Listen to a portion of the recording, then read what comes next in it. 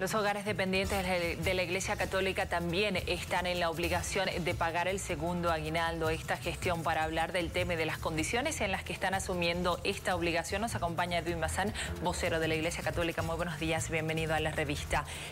¿Por qué esta obligación? Nuevamente este año vemos la desesperación de parte de los encargados de los hogares para recaudar el dinero necesario para asumirla. ¿Qué tal, Gabriela? Un placer saludarte y por supuesto a toda la audiencia que nos ve.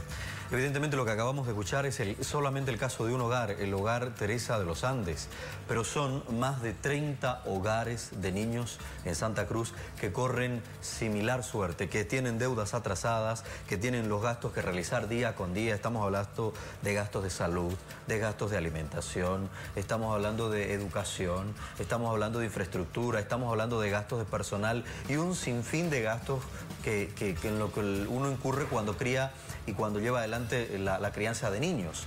Entonces, estos niños, que son una responsabilidad del Estado, los atiende la Iglesia Católica haciendo una labor supletoria de lo que le corresponde al Estado. Estamos suplantando al Estado, pero no solo por una coherencia evangélica, sino porque se ve la necesidad de los últimos de nuestra sociedad, de los que nadie atiende, ni siquiera el Estado, y es su responsabilidad, y entonces la Iglesia Católica lo hace. Y en esto, cuando toca el pago del doble aguinaldo, lo que pedimos el año pasado fue que el Estado asuma por lo menos, si no asume la totalidad de la manutención de estos niños durante los 365 días del año, por lo menos asuma el pago del doble aguinaldo. No recibimos respuesta.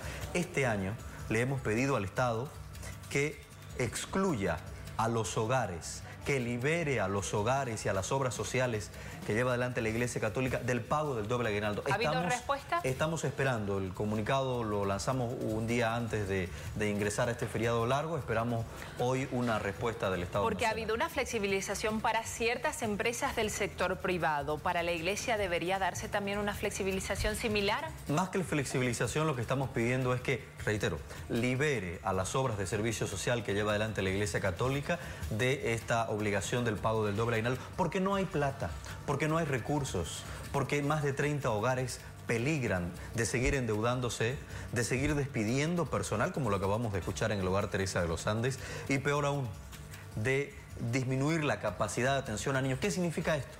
Que si un hogar atiende 50 niños, va a tener que dejar de atender 10, 20 niños. ¿Y dónde van a ir esos niños? ¿A quién se los vamos a dar? ¿Qué vamos a hacer con estos niños a los que la Iglesia Católica ya no puede atender porque no existen los recursos suficientes? Fíjese que el problema es mucho más que el pago del doble aguinaldo. El problema es un problema estructural. El problema del hogar Teresa de los Andes es realmente un problema estructural. Solamente el pago del doble aguinaldo agrava el problema, pero su problema es estructural. Tiene una deuda de más de 800.000 bolivianos. ¿Qué hicieron el año pasado para finalmente cumplir con el pago del segundo aguinaldo? Llegar a la mendicidad. A este extremo lleva el gobierno nacional a los hogares de niños. Muchos han tenido que salir a la calle, otros han tenido que organizar quemés, otros cenas solidarias. Este año va a ocurrir lo mismo.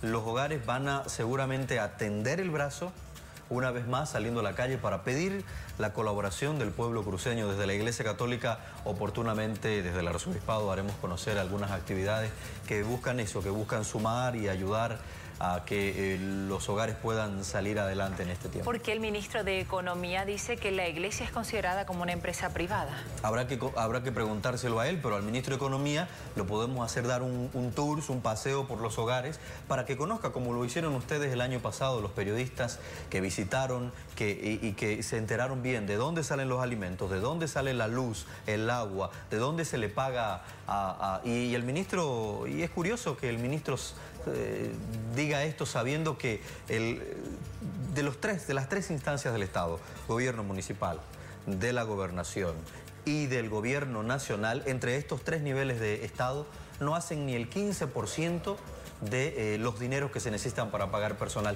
El ministro sabe cuáles son las obligaciones que el gobierno nacional no asume. ¿Se lo ha invitado? ¿Se lo va a invitar para hacer este recorrido que usted decía? Podemos invitarlo para que conozca de fondo la situación de los hogares de niños. Bien, entonces, a la espera de la respuesta, ¿hasta cuándo podrán estar? Bueno, esperamos nosotros que en función de la responsabilidad que tiene el gobierno nacional para con los niños que están en estos hogares y en las diferentes obras sociales. Esperamos que la respuesta sea inmediata. Hoy es el primer día hábil después del feriado. Esperaríamos una respuesta el día de hoy. Bien, muchísimas gracias. Nos mantendremos atentos a esta situación. Continuamos con más en La Revista.